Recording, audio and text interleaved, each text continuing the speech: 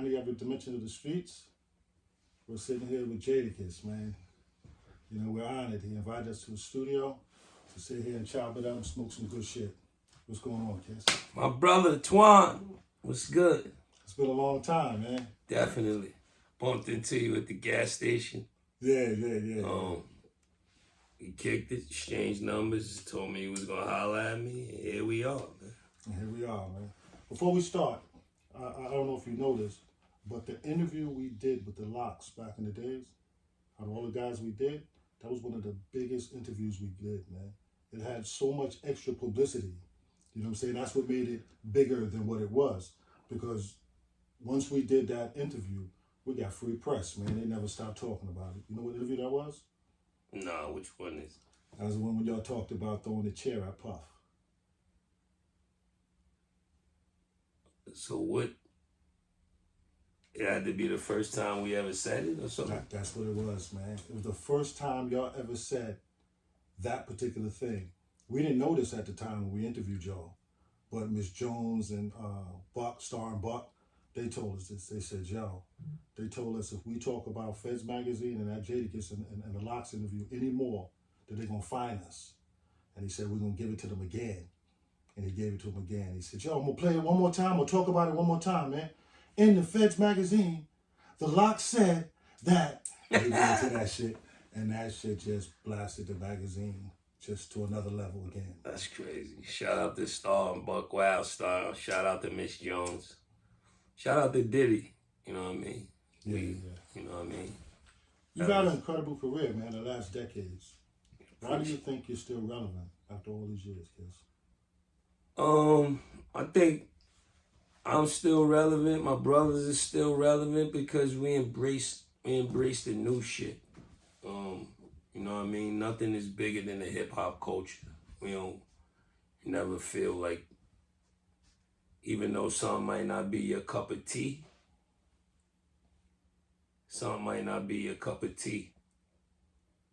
you still gotta fuck with it. You know what I mean? You still gotta give the young niggas game. You still gotta let them know what to expect. You gotta still welcome them into this bullshit business and keep tight and move the culture forward instead of being like a grumpy old man or a grumpy old, you know what I mean, nigga in the sport. You've had the opportunity to work with some of the greatest rappers. You were label mates with Biggie and DMX. How have each of their deaths affected you, and what's the difference? Actually, there's a lot of similarities. It's just the timing of both of their untimely demises. Big happened to pass. Big happened to get killed when we was young in the game. Actually, before we ever dropped the album, before we dropped our first album, actually, Big got killed our first time ever going to LA. That was our first time out there. So it was a little bit traumatizing. But it also made us want to represent and hold it down. And then with the recent passing of X, that was more like we lost our big brother. We lost, you know what I mean? He was the dude that put us in the game. He put us with Rough Riders. He brought us in. And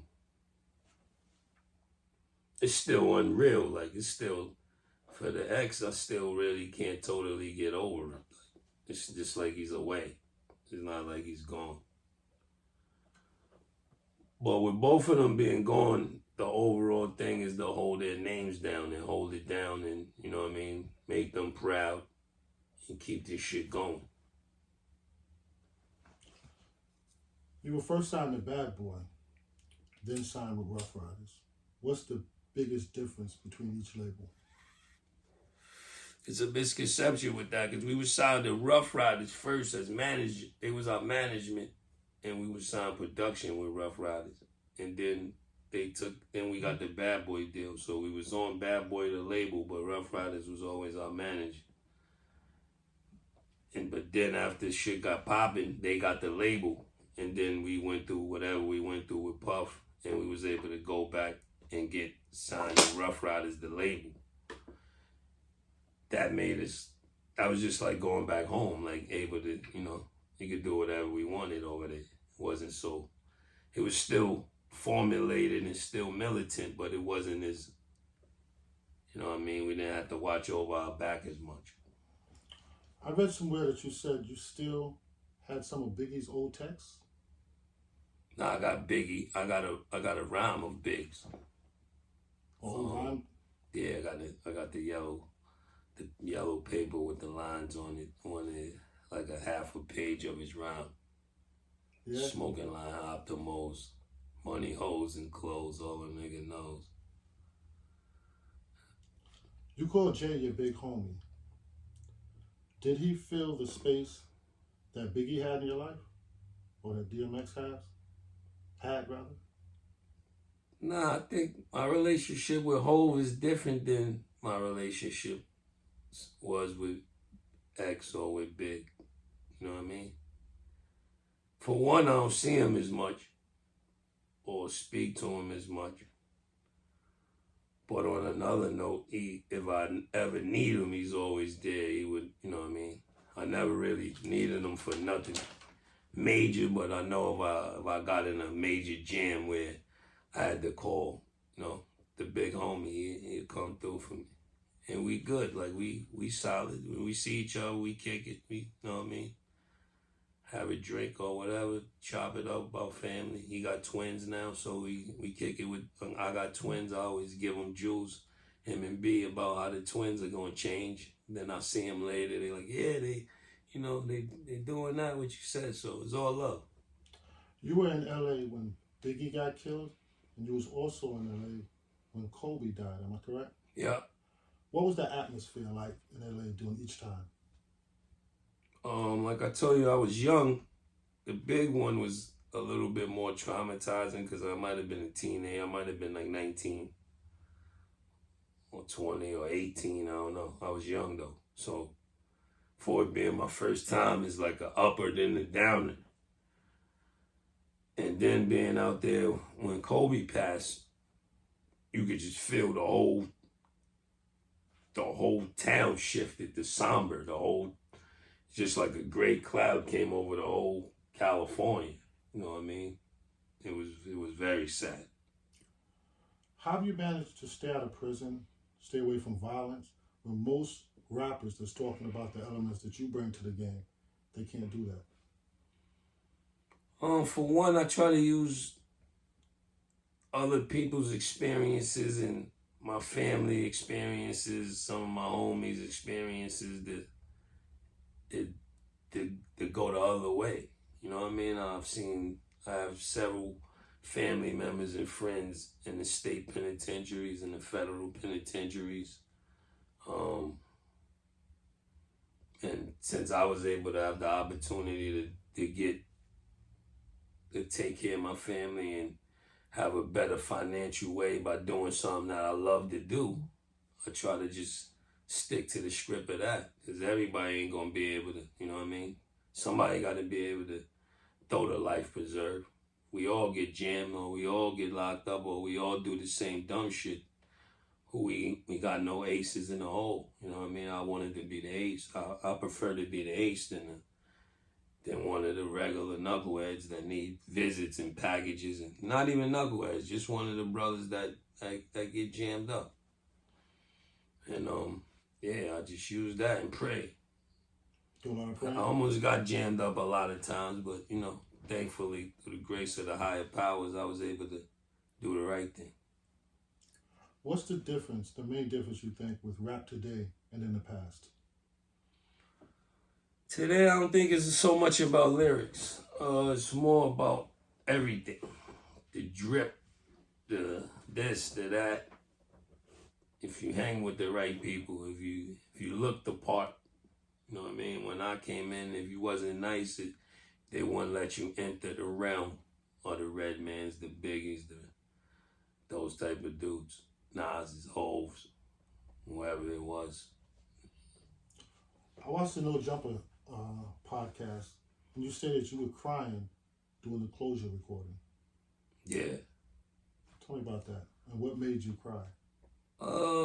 Just that whole album, making the album Ignatius about my man Ice Pick.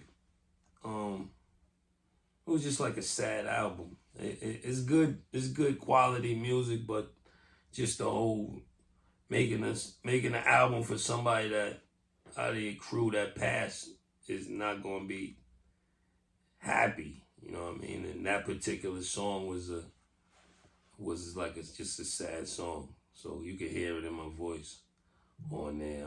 My voice is cracking as I'm actually recording the vocals. But yeah, you know what I mean? It's just something you got to do. Something I felt that I needed to do. I had to get off my chest. So that's what that was about. Have you did any other songs that made you cry in the studio? It's a lock song. It's a lock song on the last album. I don't remember what it was, but I think me and P, we all got a little emotional making it. It's like a deep, I gotta go back and listen to the last Locks album. But yeah, it's a joint on there that we was kind of getting a little sad while we was making. Because it's like real life issue shit. But yeah. And how'd y'all do that, man? How'd y'all stay together, man? Nobody stood together. That's another thing. They probably ain't gonna give us no accolades or none of that until we all gone. But yeah, we just try to never let no money, no music executives, none of this shit intertwine the bondage and the brotherhood that we have. And we made that oath before we signed any deals. And we just try to stick to it. You see other groups ranting on social media or throwing their man under the bus on Twitter or this and that. We made sure we never do none of that kind of shit. And of course we don't agree on every last thing and everything ain't all peaches and cream, but we'll go in a room, iron it out, flip on each other, and leave it in the room. And when we leave, when we open that door, whatever we discussed in there stays in there, and it's just like that. We on to the next thing together. Who do you listen to in your car right now? I listen to all type of shit. You know, it depends on the mood. Music music soothes the savage beast. Is all how you feel. You know what I mean? So sometimes I might listen to some old 90s hip hop. Sometimes I might listen to some of the new shit. Sometimes I might be listening to Luther. You know what I mean? Some shit like that. My brain, I got a crazy brain. I feel, I go off the energy. When you came into business, you was a boy dealing with men. Mm-hmm. Now you're a man dealing with men. What's the difference?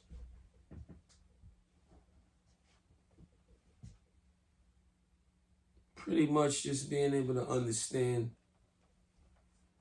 what you're dealing with, who you're dealing with.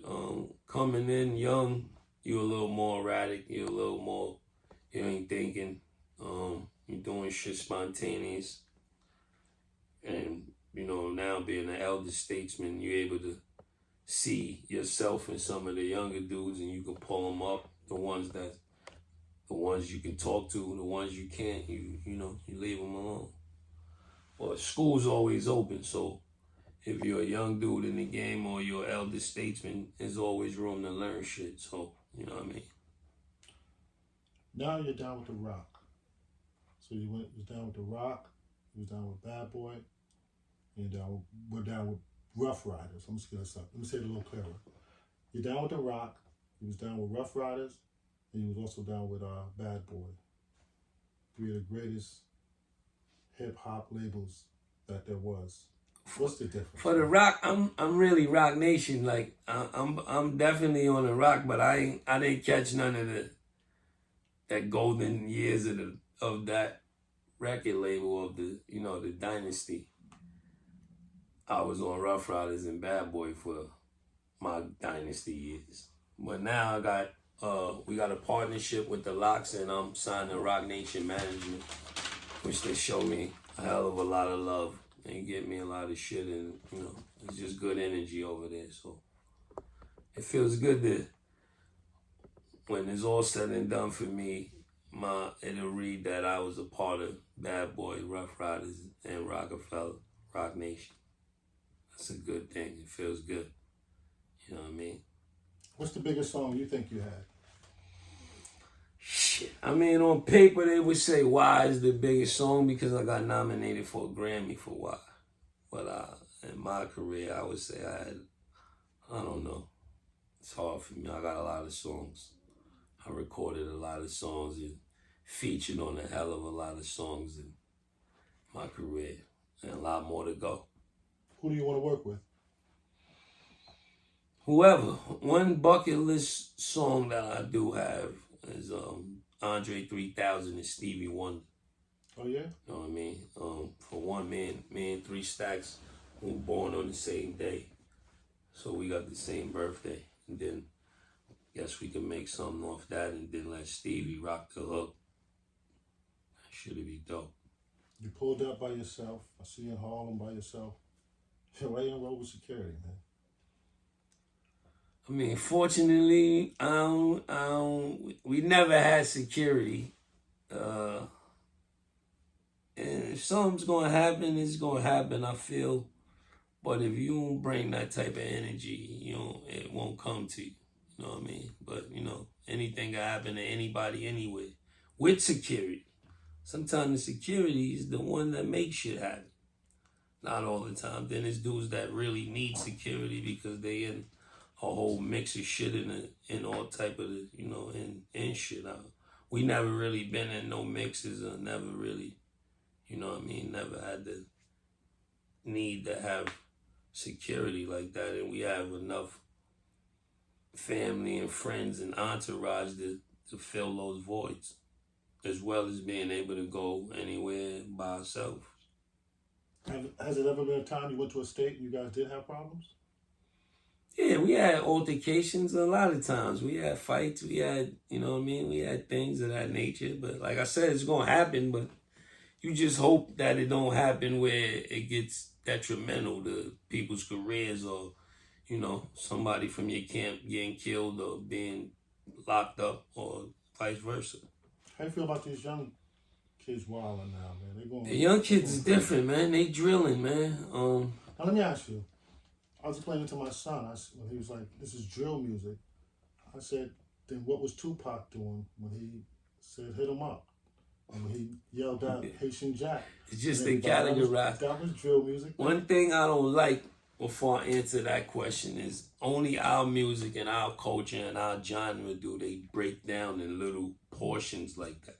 Break it down into drill music, gangster rap, right. East Coast, down South, West Coast. They don't do that with country. They don't do that with R&B. They don't do that with pop. They don't do that with nothing. Why is that? Because they trying to diminish our shit and trying to put us against each other. Music is art. It's really what comes out of your mind, what you want to create. But now this drill shit is just another form of art. But once they start having murders and shootings and putting out with it, it's only hurting us. You know what I mean? It's hurting the young generation and it's hurting the culture of hip hop. You don't want that tag on that. Are you into cryptocurrency and stuff? Not really. Slowly, I'm learning about NFTs, but I don't really like to dive into nothing that I don't really know about. You know what I mean? My dad is my financial advisor in my business affairs controller, so he's old-fashioned and old school, so that's the kind of ways I stick to. But with not being naive to it, I'm learning about it slow, but I don't like to jump out the window, I'm old school, man. We want to sit on the money, invest in what we know about, and things of that nature. Now, Verzuz shit, they're big things, man. Tell me some of the things that Verzuz battle brought to you. Well, I think Verzuz opened up the eyes to the people that didn't know about some of the songs or some of the hip hop that we bring, but wasn't it upped the price of the shows and the hostings and things like that. I also bought some TV. It opened the doors to some things, and I think that's mainly just because of social media. I don't think it had nothing to. It's because of Verzuz, but it's because of the people that was able to see it, opposed to if it was no social media. You know what I mean? It's a beautiful thing. What's next with Kiss? What you working on? I got a coffee coming out. A coffee? Yeah, Kiss Cafe. My dad been in coffee for my whole life, and he been always wanting me to, do my own strain of coffee. And coffee's very popular. It's very big all over the world. Everybody drinks it. So I thought it was time to launch that. Got new albums coming out. Got 2 more albums on my contract for Def Jam. So I'm working on fulfilling them. Doing some TV shit, some podcasts and sports things. Sky's the limit, baby. We working every day. It's much different now than it was back in the days because, like you said, you signed to Def Jam. Back in the days, you would be in and out of the office. You'd be communicating with them face on. How is it now? How do you do business with them? I go in the office sometimes, mainly when my project's about to drop. Other than that, you're doing the Zoom calls, conference calls, things of that nature. This whole game switched to everything went metaverse. Everything's digital. Everything's fucking in the cloud. Yeah. You know what I mean? So you got to get with it before you get fucking rolled over. I see you came in here with your old school New Balance, man. Tell me about all this, man. Yeah, 993s. New Balance is comfortable. You know what I mean? It's an old hustler shoe. And it goes good with your sweatpants. So, I like to rock them. I'm trying to do some business with New Balance. Oh, yeah? Yeah. Are they about to throw the bag at you? We're going to sit down and see what we can do, We open for business with people that want to do business. Good business. Lengthy business. What do you call good business? What is good business? Good business is clean for both parties. Both parties benefit off, whatever you sit down and agree on. You fulfill, you make a plan, you execute, both sides fulfill their agreement. And hopefully you're able to do bigger and better business after that. Long term. Right. What about weed, man? I see that's a big thing for you. You're not trying to get into the cannabis business? Yeah, I got some weed. I got some weed things brewing in the making too. The cannabis world is getting big. You really want to get licenses to cultivate and grow, and the language is tricky, so a lot of dudes are gonna get caught up and not really knowing what to do. And but right now you gotta get in, learn it, and get with the cannabis world, because it's a very lucrative financial business that's about to take over. It's taking over as we speak. Before we close out, do you remember Feds Magazine? Do I? Feds Magazine is one of the. When we was the Locks coming up, we looked at all of the magazines. We wanted to be on the covers. We wanted to have cover stories, and all of them, not all of them came to holler at us. Definitely The Source. Later on, Double XL. A lot of the mom and pop ones, definitely. But far as urban, far as for the jails, which is one of our biggest markets, is like Feds was like wow for us. It was like a marriage. Feds and the Locks. Feds Magazine and the Locks go is like the best thing you can have inside if you're incarcerated. You know what I mean? A Locks tape, a Feds Magazine is like a package that you should be able to get on commissary. So when you came to us to do an interview, it was a perfect marriage. It was a perfect fit. And I'm glad we was one of the early interviews before y'all got super vaingloriously big, because we felt like we was in the Hall of Fame already. We did it. A lot of dudes wanted to follow suit after that. So like I said, it's a beautiful thing. How big we got, or how many, not big we got, how many bigger guys, as you would say, we did. The Snoop Dogg's, the 50 Cents. None of those stories got the publicity that we got from that Locks interview, man. None of the stories pushed Feds magazine as much as that Locks interview, man. And for us being from New York City, to constantly hear our brand being talked about on Hot 97 from, at the time, Star and Buck was the biggest. Mm-hmm. And they was only talking about our brand because you guys was in it. They would talk about our covers here and there. Hey, that's a hot cover. But then it was gone the next day. That interview with the Locks, they must have talked about that shit for 30 days, man. 30 years, they still talk about that shit. Straight up. That's man. one of the main shits. But yo, that shit that blasted us off crazy. I mean, I was like, yo, word? They gonna find y'all? I was like, yeah, they're gonna find us, but we're gonna have to take the fine. I said, oh shit. And I just listened to the radio all day for 2 days. I wouldn't turn it off. Star and Buck. Then I heard it. They was like, well, we're about to get this fine. And I said, because we're going to say it again. If you didn't know about it, get that issue of Feds magazine when the Locks is in there talking about Diddy and this, and that. And I said, oh, shit. And at the same token, everybody wanted to do business with Diddy. Mm-hmm. That was that nigga. Definitely. That's still that nigga. But for our time to do business with Diddy was big business. Right. So I'm like, damn, is Diddy mad that we said that we allowed them to say that shit? You know what I'm saying? So it was like a double edge. I'm like, yeah, that shit crazy. And I'm sitting down in the late night. I'm like, damn, I wonder if motherfucking Sean is mad. I wonder if he's like, yo, why ain't edit that shit out, man? Or come tell me that they were about to say that so I can come and revamp that.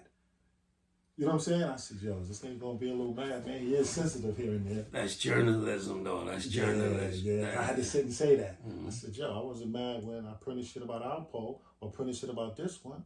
I wasn't, scared. I said, yo, fuck that. This nigga, that shit is mean. We're gonna keep riding. We're gonna keep riding with that shit, man. Keep riding. Keep riding with that shit, man. So it was a pleasure, man, sitting here talking. Let me ask you, man. Are you still keeping in contact with a lot of your people that you grew up with and stuff like that? Or a lot of people, died off? Because when I interview a lot of people, they say, yeah, I had to get rid of a lot of my people, man. My crew went from 50 people to 20 people to 5 people to now it's just 3 of us. Unfortunately, I had to do some trimming, some furniture moving, but not a lot, though. I never rolled too deep, you know what I mean? I'm still with my right-hand man from 3rd grade is with me, besides Styles and Luch, you know what I mean? Yeah, I keep it tight-knit, you know what I mean? You don't want the indictment to be that big. It's the same way with the business, you know what I mean? I don't want no conspiracies. I don't want to conspire. I only need one dude with me, maybe 2, and we good like that. Yeah, when you say conspire and stuff like that, how you feel about that alpo shit, man? It's crazy.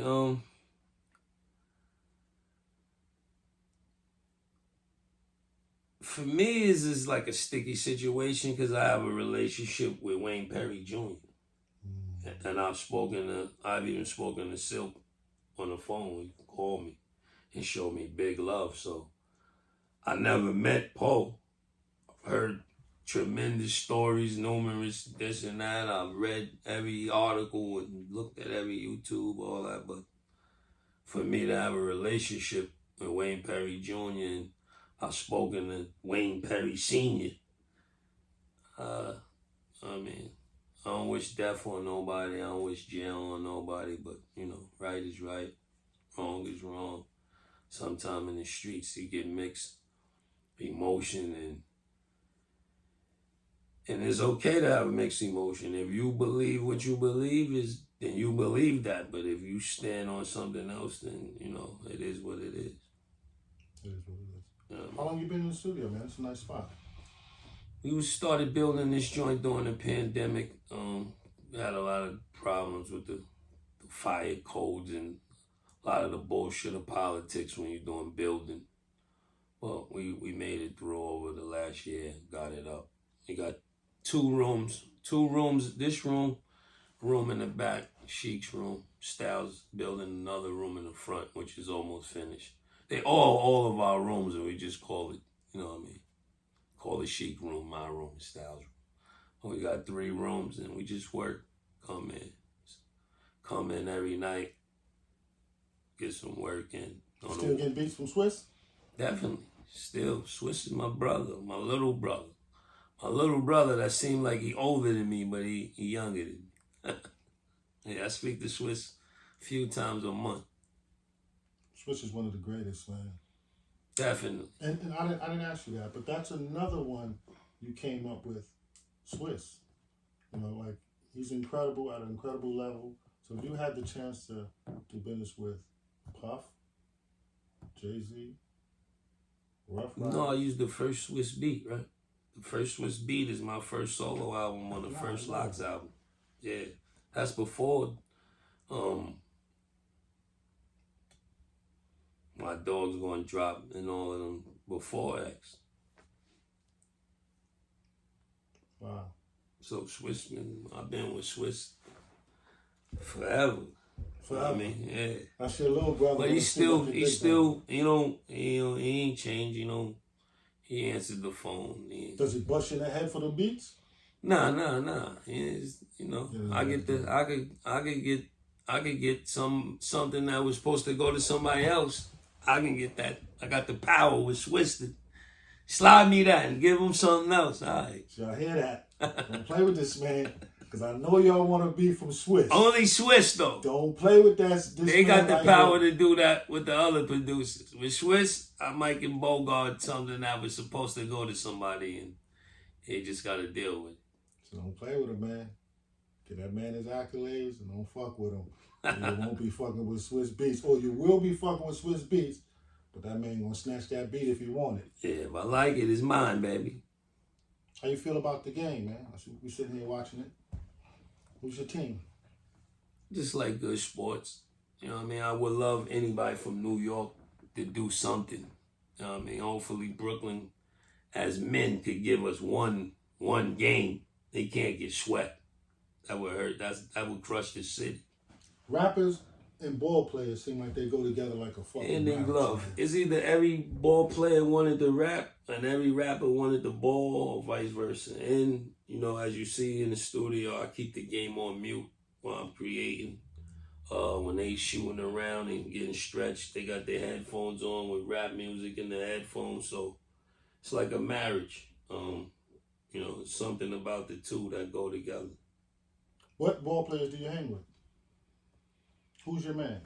I got, I'm older, so my man's is Jalen, Weber, AI, Mello, Jason Terry. But I got some of the younger dudes in the league too, though, that I fuck with now also. Harden, PJ Tucker. Is that hard sometimes because, you're so relevant and shit like that? Do you get younger dudes and younger ball players, younger brawls, just younger people forgetting? So, man, I'm a motherfucking OG in this, man. They start to forget how old you were. Nah, some people forget, but some of them, that's because I look young. I'm still out here, baby. I'm still outside. There you go. I needed that one there. Sometimes they forget. That's why you got to drop. You got to keep... I get on songs with them and tighten their ass up so they can't forget. But other than that, How many niggas you got on songs with, man, before we close out, and they changed their shit? You went through your shit down, and they heard it. A lot of dudes did that. A lot. They ain't going. A lot of them won't admit it because they'll go back with their camp and tighten it up. But I ain't. That's on them. If you gotta do whatever you gotta do to try to compete. You did a lot of ghostwriting too, didn't you? I did some writing for Puff. I wrote some stuff for Queen Latifah. Shout out to my man Shah. Now the younger Kiss, did you get your rifles for that? So they didn't pay you right, did they? Not in the beginning, but we worked all of that out. I'm in the process of getting my whole catalog back. The locks, yeah. Shout out to Puff. That's a powerful one, Puff. Yeah. That's a powerful one, man. You know what I mean? So was it hard? It came from him. He felt like it was time to do the right thing, and he wanted to do the right thing, and that's a beautiful thing. That's a blessing, dude. Just about fixing a couple things, but it's in time. Sometimes some things take time. Once again, man, appreciate this. Appreciate you, my brother. Definitely. Forever. Definitely. Y'all had a whistling in mine. You heard a whistling in yours? Some little shit, right? Yeah. It was something light in